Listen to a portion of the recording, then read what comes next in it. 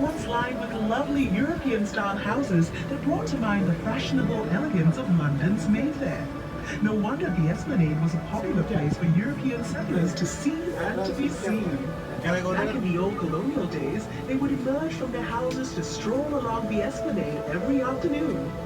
Here they would enjoy the sea breeze, exchange gossip, and perhaps even indulge in a little innocent flirtation. As a nod to our colonial history, Queen Elizabeth Walk was opened within the Esplanade Park in 1953 to honor the coronation of Her Majesty Queen Elizabeth II. If you have the time, this park will take you on a pleasant, meandering walk through the park to other interesting national monuments.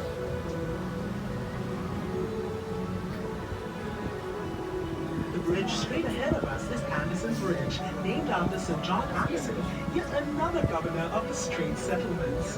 This elegant arch displays an excellent combination of intricate plaster and metalwork, whilst its curved structure provides high resistance to bending force, which comes in really handy since it supports the heavy weight of vehicles zipping back and forth daily.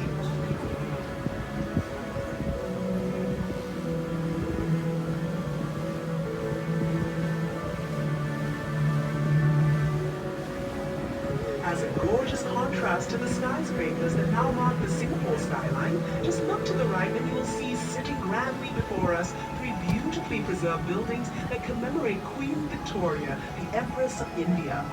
The Victoria Theatre and Victoria Memorial Hall, which features the clock tower, are both historical monuments dedicated to the performance arts. Right next to them is the Empress Place building, which was constructed in 1907 entirely by convict labor. Previously known as the government offices, the Empress Place building is now also a national monument and home to the Asian Civilizations Museum.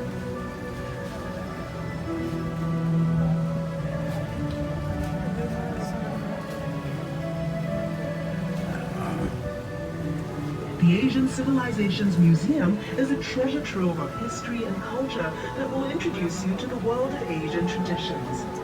The museum features over 1,600 treasured artifacts in 4 themed geographical zones and includes a Singapore River gallery dedicated to the history and people of our beloved river.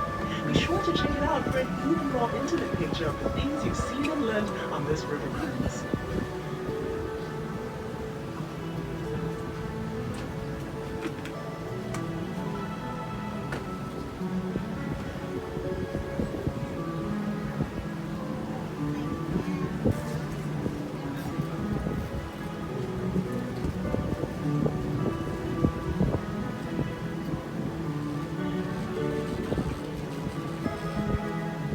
Up ahead and to the right, over on the museum steps, an enchanting series of sculptures tells the story of the Singapore River's development.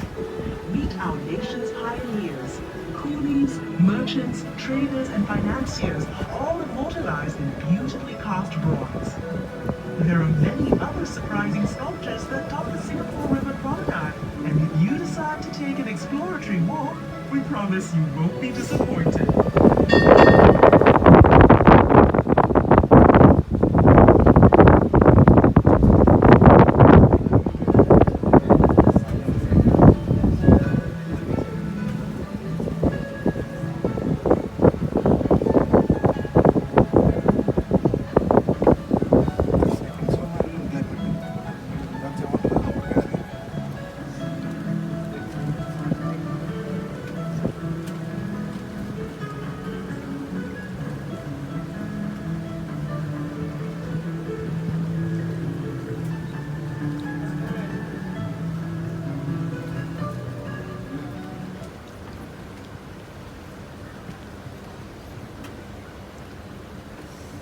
Over on the right bank, you may have noticed a fine fellow cast in blinding white plaster, Englishman Sir Thomas Stamford Raffles, the founder of modern Singapore.